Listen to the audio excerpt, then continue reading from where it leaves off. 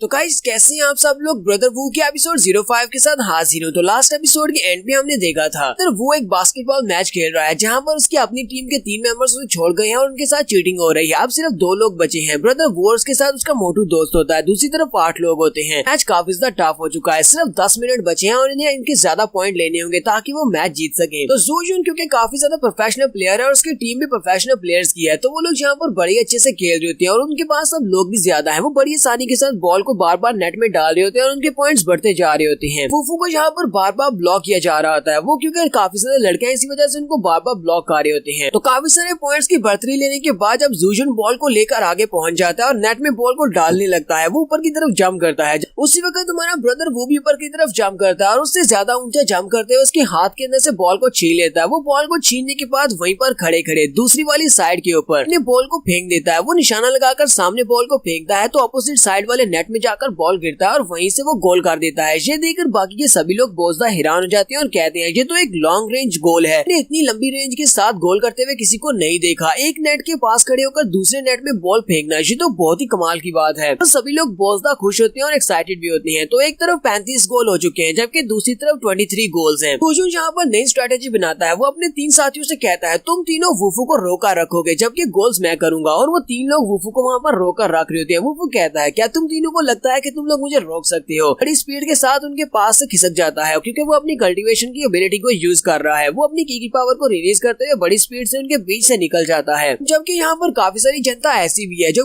Brother वू के नाम के नारे लगा रही होती है और उसे कह रही होती है इनको हरा दो, इनको दिखा दो कि सिर्फ यही यहाँ पर इतने महान बास्केटबॉल प्लेयर्स नहीं है। जूजुन के हाथ में फिर से बॉल लगता है। वो भागता हुआ नेट के पास पहुंचता है, ऊपर की तरफ जंप करता है और कहता है चाहे कुछ भी हो जाए, चाहे ये कितना ही फास्ट क्यों ना हो, आज ये मैच हम ही जीतने वाले क्योंकि हमारे पॉइंट ज्यादा है। जैसे ही वो नेट में बॉल फेंक रहा होता है उसी वक्त वुफू बड़ी स्पीड से भागता हुआ एक लॉन्ग जंप लगाता है और उसके हाथ से फिर से बॉल को छीन लेता है। वो हवा में उसके हाथ से बॉल को छीनता है और वहाँ पर नीचे उतरने के बाद फिर से सामने की तरफ निशाना लगाता है। वो वहीं पर दूसरे नेट के पास खड़े होकर दूसरी तरफ बॉल को फेंकता है और फिर से बॉल सीधा जाकर नेट में गिरता है और इस तरह उनका पॉइंट बढ़ जाता है। बाहर वाली जनता और भी ज्यादा एक्साइटेड हो जाती है क्योंकि इस वक्त पॉइंट्स 42-37 की है, यानी कि बहुत ही जल्दी इनमें से कोई एक जीतने वाला है। टाइम भी कम रह चुका है। वो लोग सोच रहे होते हैं तरफ वुफू और उसका दोस्त है और दूसरी तरफ पूरे 8 प्लेयर्स है, क्या 2 वर्सेस 8 जीत सकते हैं। जूजुन काफी ज्यादा गुस्सा होता है और कहता है इस लड़के ने तो यहाँ पर मेरी बहुत ज्यादा इंसल्ट कर दी, किसमें बहुत ज्यादा नफरत करता। हम लोग शायद यहाँ पर इसको सबक सिखाना चाहते थे लेकिन इसने यहाँ पर हमें सबक सिखा दिया। मैं इस लड़के को ऐसे नहीं छोड़ने वाला। यहीं पर 42 और 37 के साथ उनका टाइम अप हो जाता है और इस तरह हमारे वुफू की टीम जीत जाती है। जूजुन का साथियों से कहता है ब्रदर चलो यहाँ से चलते हैं। वो जाने लगते हैं तो मोटू उनसे कहता है ये क्या तुम लोग मैच हारने के बाद यहाँ से जा कैसे सकते हो, तुम्हें याद होगा कि रूल क्या थे, तुम्हें यहाँ पर ब्रदर वू को अपना डैड कहना होगा। तो ब्रदर जूजुन की साइड के जितने भी लोग होते हैं वो काफी गुस्सा हो जाते हैं और कहते हैं तुम्हारी हिम्मत कैसे हुई यहाँ पर ये बात करने की, शुक्र करो हम लोग बड़ी आसानी से हार मानकर यहाँ से जा रहे हैं और ऊपर से तुम लोग चाहते हो कि हम लोग तुम्हारे वुफू को डैड बोले।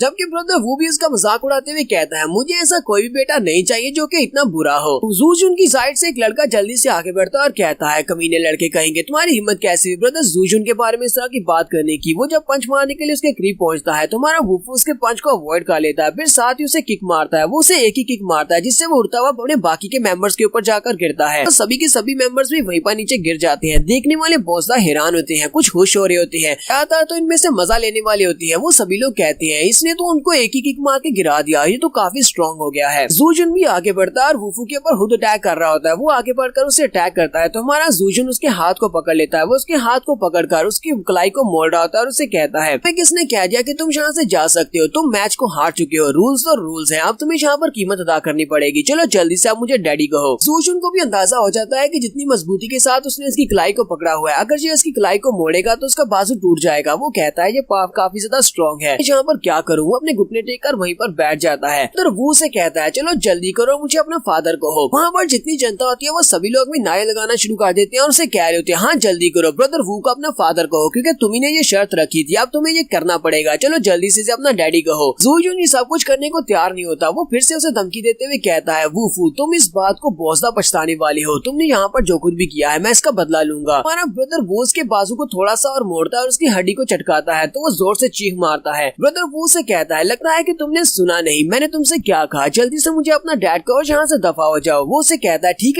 है मैं कहता हूँ। वो उसे अपना डैड कहता है। ऐसे वो उसे अपना डैड कहता है। हमारा वुफू उसका हाथ छोड़ देता है और कहता है ये हुई ना बात, तो वाकई में मेरे बहुत ही बुरे बच्चे हो, चलो जल्दी से यहाँ से दफा हो जाओ, आज तुम्हें पॉकेट मनी भी नहीं मिलेगी। वूफू और उसका मोटू दोस्त वापस की तरफ आ रही होती है। मोटू से कहता है ब्रदर वू, तो टियानवू और जूजुन के स्कूल में बहुत सारे कनेक्शंस हैं, ये प्रिंसिपल को भी जानते हैं, इसलिए तुम्हें बहुत ज्यादा होशियार रहना होगा, हो सकता है ये तुम्हें स्कूल से निकलवाने की कोशिश करे। नेक्स्ट सीन वू के रूम का दिखाया जाता है। ब्रदर वू अपने रूम में बैठा कल्टीवेट कर रहा होता है, जबकि उसका हस्की भी वहीं पर बैठा उसकी तरफ देख रहा होता है कि यहाँ पर क्या कर रहा है। ब्रदर वू वहीं पर बैठे बैठे अपने आप को कल्टीवेट कर रहा होता है और अपने आसपास हवा में मौजूद की पावर को एब्जॉर्ब कर रहा होता है। वू कहता है सेकंड स्टेज पर प्रमोट होने के लिए मुझे काफी ज्यादा हाई डेंसिटी वाली की पावर की जरूरत है, और मैं यहाँ पर रिफाइनिंग के इनिशियल स्टेज को ब्रेक थ्रू करना चाहता हूँ, तो उसके लिए मुझे बहुत ही डेंस की पावर को एब्जॉर्ब करना होगा, लेकिन यहाँ पर तो हवा में बहुत ही कम की पावर है। तो अगर दरवाजा खुलता है, मोटू अंदर आता है और उससे कहता है ब्रदर वू, तुम्हें पता है कि हमारी स्कूल आउटडोर जा रही है, हम लोग आउटडोर कैंपिंग के लिए जा रहे हैं पहाड़ों पर, क्या तुम हमारे साथ जाना चाहोगे? हम लोग इस बार टियानफू माउंटेन के करीब जाने वाले हैं, वहीं पर माउंटेन पर हम लोग जाकर कैंपिंग करेंगे। यहाँ पर बहुत सारी माउंटेन्स हैं, बहुत सारे वाटरफॉल्स, कैनाल्स और बहुत सारी नदियां झील है। वो काफी ज्यादा खूबसूरत एनवायरनमेंट है। सिर्फ खूबसूरत एनवायरनमेंट नहीं है, बल्कि स्कूल की सबसे खूबसूरत लड़कियां भी वहाँ पर जा रही हैं, हम बहुत ज्यादा मजे करेंगे। वूफू से कहता है क्या हम लोग टियानफू माउंटेन की तरफ जा रहे हैं? साथ ही उसे याद आता है कि उस बुढ़े मास्टर ने भी उसे बताया था टियानफू माउंटेन के करीब उसका एक विला है। तो मोटू उसे टियानफू माउंटेन के बारे में बताता है। उसे कहता है टियानफू हाउ युआन एक ऐसी जगह है जहाँ पर बहुत सारे अमीर लोग इकट्ठे होते हैं। हमारे जुनहाई सिटी में सारे अमीर लोग वहीं पर जाते हैं क्योंकि वहाँ की सीनरी बहुत ज्यादा खूबसूरत है। मेन पॉइंट ये है कि वो एक बहुत ही अच्छी और नाइस प्लेस है। तो वूफू से कहता है ठीक है फिर मैं तुम्हें ज्वाइन करूंगा, मैं भी तुम्हारे साथ कैंपिंग पर चलूंगा। मोटू बहुत ज्यादा खुश हो जाता है। ब्रदर वो से कहता है क्या तुम मेरे लिए रजिस्ट्रेशन को हैंडल कर लोगे? जाओ जाकर मेरा नाम भी कैंपिंग में लिखवा दो। वो उसे कहता हाँ क्यों नहीं, मैं सब कुछ देख लेता हूँ, और वो जल्दी से वहाँ से भाग जाता है। नेक्स्ट सीन में इनकी बस को दिखाते हैं जो कि टियानफू माउंटेन की तरफ जा रही होती है। बस टियानफू माउंटेन की तरफ जा रही है और बस के अंदर बहुत सारे बच्चे होते हैं। ज्यादातर बच्चे तो यहाँ पर बातें कर रहे होते हैं कि ये वूफू हमारे साथ क्या कर रहा है, ये तो सिर्फ एक कचरा है, इसे हमारे साथ नहीं होना चाहिए था। ली मेंग यानी कि उसकी पुरानी गर्लफ्रेंड वो भी यहीं पर बैठी होती है। उसकी दोस्त से कहती है मेंग जाओ, तुम्हारा एक्स बॉयफ्रेंड काफी ज्यादा इम्प्रेसिव है, उसने न सिर्फ टियान हाओ को ऑफेंड किया बल्कि जूजुन और उसके साथ साथ टियानवू को भी ऑफेंड किया है। तो ली मेंग अपनी दोस्त से कहती है मैं तो शुरुआत के साथ इसके साथ सिर्फ खेल रही थी, मेरा इसके साथ अटैच होने का कोई भी इरादा नहीं था, ये सिर्फ एक कचरा है, मैं कचरे के साथ क्यों रहूंगी। मोटू ब्रदर वू से कहता है ब्रदर वू क्या तुम ठीक हो? ये सभी लोग यहाँ पर किस तरह की बातें कर रहे हैं? ब्रदर वू से कहता है इन सभी को इग्नोर करो, इनका काम है बातें करना। ली मेंग सोच रही होती है इस बार मुझे लगता है कि टियान हाओ कुछ न कुछ ऐसा बंदोबस्त जरूर करेगा, इस पिकनिक पार्टी पर ही इसके साथ ऐसा होगा कि ये हमेशा के लिए बिस्तर पर पड़ा रहेगा या फिर इसे मार दिया जाएगा। इनके पास माउंटेन एरिया के थोड़ा करीब पहुंचती है तो वहीं पर एक मेंशन होता है। वो सभी लोग कहते हैं जरा इस मेंशन की तरफ देखो, ये कितना ज्यादा खूबसूरत है। हमारा वूफू अपने हस्की को उठाता है और उठकर खड़ा हो जाता है और उनसे कहता है बस को यहीं पर रोक दो, मुझे यहाँ पर उतरना है। तो ड्राइवर वहाँ पर बस को रोक देता है। मोटू से कहता है ब्रदर वू ये तुम क्या कर रहे हो, हम लोग अभी तक अपनी डेस्टिनेशन पर पहुंचे नहीं है, माउंटेन यहाँ से काफी ज्यादा दूर है, यहाँ पर क्यों उतर रहे हो?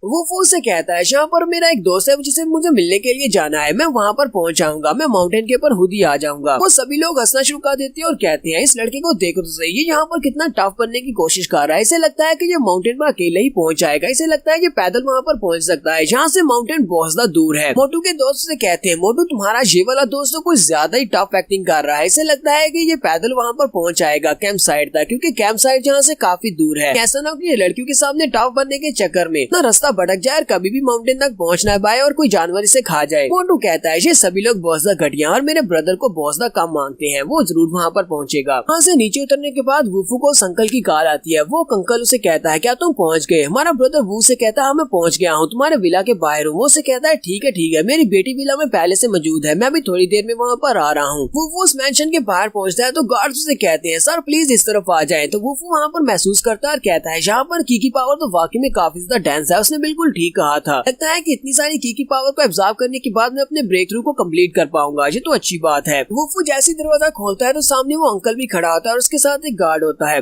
अंकल वूफू से कहता है ये मेरी बेटी है, और उसकी बेटी वहाँ पर सामने खड़ी होती है। उसे लगता है कि यहाँ पर किसी डॉक्टर को लेकर आए या फिर किसी ग्रैंड मास्टर को। वो जल्दी से अपना सर झुकाती है और कहती है सीनियर मास्टर आपको ग्रीट करती हूँ, लेकिन जैसे वो सामने की तरफ देखती है तो उसके सामने वूफू खड़ा होता है। वो चिल्लाकर कहती है ये तो वही ठरकी है, ये ठरकी यहाँ पर क्या कर रहा है? ब्रदर वो छोटी लड़की की तरफ देखता है दुकानदार कहता है क्या यही हैमर गर्ल इसकी बेटी है, जबकि वो हैमर गर्ल उसकी तरफ देखती है और सोच रही होती है क्या यही वो मास्टर है जिसके बारे में मेरे फादर कह रहे थे, लेकिन ये तो एक ठरकी है जो की रिफाइनमेंट स्टेज पर है, ये तो मुझसे भी ज्यादा वीक है। तो वो लड़की वहाँ पर आसपास देखना शुरू कर देती है कि शायद इसके पीछे कोई और मास्टर होगा। उसे कहता है तुम कहाँ पर देख रही हो, लगता है कि तुम किसी और को ढूंढ रही हो, यहाँ पर सिर्फ और सिर्फ मैं ही वो मास्टर हूँ जो तुम्हारा इलाज करने वाला है। जल्दी से अपने पंचेस को रेडी करती है और कहती है तुम्हारा मकसद क्या है, तुम यहाँ पर क्या करने के लिए आए हो। ये मत समझना कि मैं यहाँ पर तुमसे डर जाऊंगी कि तुम्हारे पास थोड़े बहुत स्किल्स हैं, तुम्हारे इन छोटे मोटे स्किल्स के साथ मैं डरने वाली नहीं हूँ। ब्रदर वू से कहता है तुम गलत समझ रही हो, तुम्हारे फादर मुझे यहाँ पर लेकर आए ताकि मैं तुम्हारा इलाज कर सकूं, मैं तुम्हारी ब्लॉक मेरिडियंस को ठीक करूंगा। वो हैरान होकर उसे कहती है ऐसा कैसे हो सकता है, तुम तो खुद की रिफाइनमेंट स्टेज के फर्स्ट लेवल पर हो, तो मेरा इलाज कैसे करोगे। यहाँ पर हम लोग अपनी एपिसोड 5 का एंड करेंगे। नेक्स्ट एपिसोड में देखेंगे क्या हमारा ब्रदर वो इसका इलाज कर पाएगा या नहीं। एपिसोड की एक्सप्लेनेशन अच्छी लगी हो तो कमेंट करके जरूर बताइएगा। चैनल को सब्सक्राइब कर दें, वीडियो को लाइक और शेयर कर दें। शुक्रिया।